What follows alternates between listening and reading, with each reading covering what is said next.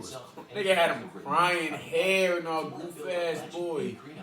He go ahead crying. What's up, Demi? Today we finna be reacting to. Oh shit, my fault. We finna be reacting to how Hitler's nephew was his worst enemy. Now I don't know anything about this. I seen this on my recommended. I was like, seems interesting. So let's check it out. How was Hitler's nephew? How was he his worst enemy? Was he an op ass nigga? Ratting him out? Let's see. World War II is raging. Millions upon millions are already dead. The U.S. has just joined the war, and because of that, a young man named William has enlisted in the U.S. Navy. On his first day, the introduction officer walks up to him with a clipboard and asks, "Name?" William responds, "Hitler." The officer breaks into a smile, thinking, "We got a wise guy here." Playing along, he says, "Glad to see you, Mr. Hitler. My name's Hess. This actually happened." William isn't joking. He is Mr. Hitler, and little does the officer know, he's the nephew of Adolf, the maniac everyone's fighting against. The good news is, William really hates his uncle. How on earth did Adolf Hitler's nephew end up in the U.S. Armed Forces? How did he come to despise his own flesh and blood? Are there little Hitlers running around the U.S. right now? All will be revealed in this mind-blowing story. But let's go back to the start. In 1909, Adolf's half-brother Alois Hitler Jr. was at a horse show in Dublin, Ireland. It was there the young buck met the eyes of a pretty woman. Her name was Bridget Dallin. The two married the next year, much to the chagrin of Bridget's mom, who wanted Alois arrested on charge of kidnapping. No arrest was made. The couple moved up to a rough and ready part of Liverpool called Toxteth. Then in 1911, the first and only child was born. They named him William Patrick Hitler.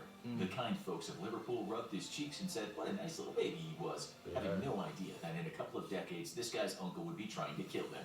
In fact, the house where the three of them lived, 102 Upper Stanhope Street, was later destroyed by the bombs of the German Luftwaffe during the Liverpool Blitz. For more than one reason, it's a good job the Hitlers weren't living in town when that happened. But in 1911, Adolf was only 22 years old, and rather than thinking about world domination and a race of so-called pure-blooded people running the show, he was broke. And I heard like he was doing this right thing and he got projected. He should have stuck at it and saved everyone a lot of trouble.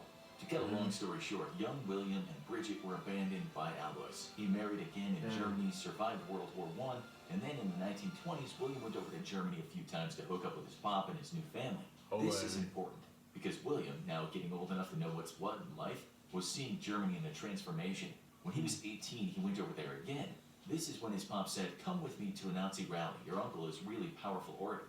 Uncle Adolf was now a full-blown raging racist, an anti-Semite who also wanted every communist on the planet dead, or at least locked up. When Adolf spoke to the crowds, they almost fainted in their nationalistic frenzy. At this point, Adolf had just been released from prison for a treason conviction, and he'd already written his book Mein Kampf, My Struggle. He wasn't top dog yet, but he was coming up, so to speak. And then the Wall Street crash happened and the Germans were sunk into economic despair. My Struggle resonated with a lot of them. I got it off the board! 22, exploiting his uncle's power to get himself a cushy job at a bank in Berlin. He worked a few other jobs, such as car salesman, but it seemed William couldn't settle. One of the reasons was the constant hassle from his uncle. Adolf wouldn't let him send cash back to his mother in Liverpool, who direly needed some. Adolf was thinking, giving German money to Brits, you must be off your rocker if you think I'm gonna allow that. Then, when William was working at Opel, the car manufacturer, he was suddenly given the boot. He didn't know why at first, but then found out someone had told his uncle that he'd been stealing. It became clear then that Adolf was having people spy on William. He later wrote that he'd go on an outing without risking a summons to Hitler. He did say once that his uncle was friendly enough at first, but when he got back to Adolf, that William was actually a bit anti-fascist and not a great supporter of the Nazi Party, well, he fell out of favor. As you'll see, Hitler actually felt a lot more strongly than that at the end. Around this time, when the relationship was frayed, William decided to do something which many of us now would think was very reckless. He tried to blackmail Adolf. You know, the guy with an evil temper and thought slaughtering millions of people was a good idea. You don't trigger Uncle Adolf. That's wow. That nigga's out of his mind. William said, "Sort me out with a very easy job with good pay, and I won't tell the world about our dodgy family history." Damn. Not that nigga thought devious plots himself. Get rid of your British citizenship, and we can talk. William, he also perspicacious when it came to backstabbing, knew that this was not to his benefit, so he left Uncle Adolf to his raving and went back to England. He left one last message for his uncle. He said, "I'm going to tell the world that your paternal grandfather was Jewish, which makes you Jewish." Damn. Historians now doubt this Jewish grandpa was a fact, but they admit it's not out of the realm of possibility. Because, you know, he Anyone wanted the found London Jews, he wouldn't hated do the what he Jews, he said wanted to he'd get the do Jews and out of published an here. article that wasn't exactly bigging up his Uncle Adolf. He was published in Look magazine in 1939 and it had the title Why I Hate My Uncle. You also have to understand that while the Brits weren't at war yet, Hitler was a big name in that country. When the article was published, Adolf Hitler was just a couple of months away from invading Poland. 2 days after that, Britain was at war with Germany. When William wrote that article, his name wasn't exactly welcomed in the UK. He changed it later to William Stewart Houston, but let's not get ahead of ourselves. The article actually gives us some insight.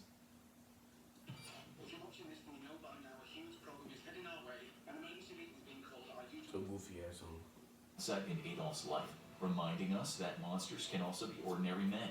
William wrote about his uncle saying, "We had cakes and whipped cream, Hitler's favorite dessert. I was struck by his intensity, his feminine gestures. There was dandruff on his coat." That was He said, what? "No one likes seeing white flecks all over someone's shoulder. That's so It usually doesn't drive nasty ass head, Adolf nigga. probably just needed to change his brain. Get your clown, come on, Then nigga, wash William that brought out head, the big nigga. guns. He said that That nigga Adolf black. had a bad relationship with a woman which had driven her toward a nervous breakdown. William also said he'd written about his uncle before and had some small articles published. And Adolf was absolutely enraged when he saw that. Nigga, William took said it this back. is how Adolf responded to that. He was furious, pacing up and down, wild-eyed and tearful. He made me promise to retract my articles and threatened to kill himself. Nigga had him crying, hair and all goof ass boy. He go ahead crying. Adolf wanted to do it himself. You can't have people talking about how you failed or cried or were obsessed in love. William had made Adolf Hitler human, all too human. In the words of the German philosopher Adolf admired but misunderstood, Friedrich Nietzsche.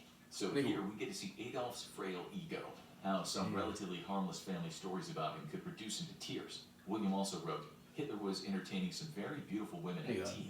When he saw us, he strode up, slashing the whip as he walked and taking the tops off the flowers. He took that occasion to warn me to never again mention that I was his nephew. By the time Adolf must have read that article and in a cartoonish style, steam leaked out of his ears, he was likely jacked up on methamphetamine, talking about his plan to blitzkrieg through Poland, with European domination coming at the end of the long assault. Unfortunately, Hitler would surprise the world, and his admittedly almost unbeatable Wehrmacht blasted through the enemy quite easily. William watched from a distance as his uncle's troops seemed to have success upon success. The German Luftwaffe didn't exactly get its way when they tried to take Britain by the air, but the Brits knew their ground forces were no match for the German army. After the Battle of Britain, Adolf just made a plan to save Britain for later. Then Hitler's army seemed to walk right into Russia, having backstabbed a tyrant as bloodthirsty as he, one Joseph Stalin. So many millions died, but the Russians showed mettle no one in the world could believe they had. The invasion is one of the most appalling stories in world history, but those Russians were tougher than the cold ground they walked on in winter. Meanwhile, according to the excellent book on World War II, Inferno, by Max Hastings, most Americans didn't want to fight a war in Europe. Why die over there when we're okay over here, they thought. Sure, help the Allies materially, but not with American blood. In fact, many people had the opinion mirroring that of William Kaufman, then the head of Harvard. He said, Hitler's going to win. Let's be friends with him. But then the Japanese attacked Pearl Harbor, and before anyone could really understand how that seemingly happened so easily, the USA was at war with Germany, and that's when America came back. Hitler. Homegrown criminals such as John Dillinger and Pretty Boy Floyd now looked quite innocent besides the furious Fuhrer. Now, let's go back to William just before the U.S. joined the war. Being a Hitler in England just wasn't cool when German bombs were dropping on people and air raid sirens were starting to give folks PTSD. But William also couldn't go back to Germany, where his uncle might have eaten him for breakfast along with his regular dose of bread and marmalade. William was stuck. That's when the newspaper magnate William Randolph Hearst heard about his limbo and invited him to the USA, which at the time still wasn't contemplating war with Germany. In the words of a British songwriter, Mr. Hearst said something along the lines of, William, it was really nothing, it was your life. William couldn't help being born a Hitler, but he wanted to clear his name, so once firmly in the U.S. and now with America at war, he wrote to President Franklin D. Roosevelt and explained his quandary. He was still technically British, related to Adolf, but wanted to fight against the Germans. He wrote in that letter, all my relatives and friends soon will be marching for freedom and decency under the stars and stripes. I am respectfully submitting this petition to you to inquire as to whether I may be allowed to join them in their struggle against tyranny and oppression. He said there's a hitch though, Mr. President. I am the nephew and only descendant of the guy you were fighting against. He also talked about how anti-Nazi he'd been. And how did they react? He said, I warned France through the press that Hitler would invade her that year. The people of England I warned by the same means that so-called solution of Munich was a myth that would bring terrible consequences. He didn't talk about what he'd so earlier gotten wrong, though. The fact that he once said the German forces were a great facade of strength and nothing but paper mache. The Russians would have disagreed. William also predicted that the good German people would turn on Hitler because the Nazis fed on Germany's flesh. Some people did turn, but not many. And if they did go against the Nazis, it didn't end well for them. Anyway, FDR read the letter, and we imagined with some amusement, but also with suspicion.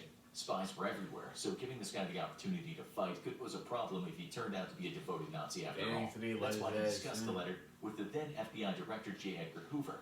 They agreed he could sign up, and, already... Is that what he really looked like? William ended up serving with a as kind of medic, then called a hospital corpsman. He was injured at one point during the war, for which he was later awarded a Purple Heart. He left the Navy in 1947, and that was when he decided there was one thing he had to do. That was change his name. Introducing yourself as Mr. Hitler in the neighborhood or at the office either made people laugh, angry, or when they knew it was real, upset and suspicious. To this day, Americans died because of William's uncle, and they could have no idea that he hated his relative. So he changed his name to William Stewart Houston. Soon after, he married German-born Phyllis Jean-Jacques, and they settled in Long Island, New York. There, they had 4 kids, while enterprising William opened a blood analysis lab in his home that he called Brookhaven Laboratories. You might be wondering where all the American Hitlers are today, but all of William's 4 boys didn't have any children. Someone once explained why, saying they didn't sign a pact, but what they did is they talked amongst themselves, talked about the burden they've had in the background of their lives, and decided that none of them would marry, none of them would have children. William and the kids didn't tell their friends who they were related to. Nonetheless, besides harboring a whopping secret, they lived fairly normal lives. A neighbor once said about the kids to the New York Times, they were like any other kids on the block, American kids. It was almost as if they were rebelling against their German background and being intensely American. That same neighbor said William, who she called Willie, only told his close friends about his relationship to Adolf when he was on his deathbed. She also said her father had once talked about Willie's resemblance to the Fuhrer. On the outside, they were full-on American, but she said inside the house it was very German, very European, and the parents spoke German. I remember how the boys had a toy battleship they called the Bismarck, that they would have float in their blow-up pool in the backyard. Once they lit it on fire somehow, and I have this vivid memory of them all yelling, "The Bismarck is sinking!" Another family friend said when she found out who Willie was, she was shocked, but also, she said, it answered a lot of questions for me because they were secretive people. She didn't blame them at all, saying if anyone would have known the truth, the family would have been tortured, metaphorically speaking, of course, but people likely wouldn't have been friends with them. The children grew up holding low-profile jobs and also keeping a low profile, which we think was a wasted opportunity. Imagine having their backstory at parties and gatherings, and anyway, they had nothing to be ashamed of. In his later years, Adolf Hitler started to refer to William as my loathsome nephew, so it seems unfair that he and his family had to live with their secret. No one could change where they come from. It's where you go that's important. Willie Hitler died knowing he battled against his own bloodline for the good of humankind. Now, you need to watch Hitler's actual plan for taking over America, or have a look at this. Maybe. But he didn't really, I guess, he wasn't really his worst enemy, though. Not really. It wasn't really his worst enemy. It was just that he just decided, I'm not fucking with what you're doing is wrong, and I'm finna get out there, I'm not finna keep on fucking with you. It hurt his ego to fucking tears, telling him that he had a background of his family, his grandpa was, a Jew, and he hated Jews. He killed like 15 million of them, didn't he, or some shit like that. And it sucks that his kids, the nephew kids didn't even, they decided not to even have kids just because of him, you know what I mean? Because that just sucks, you feel what I'm saying? It's just because, they didn't want them to hold that burden, because they held a burden too. They held a burden themselves, and that just sucks that it's like that, It really does. But, yeah, that was a dope video, I like looking at infographic stuff, there's a lot of history being told, but, yeah.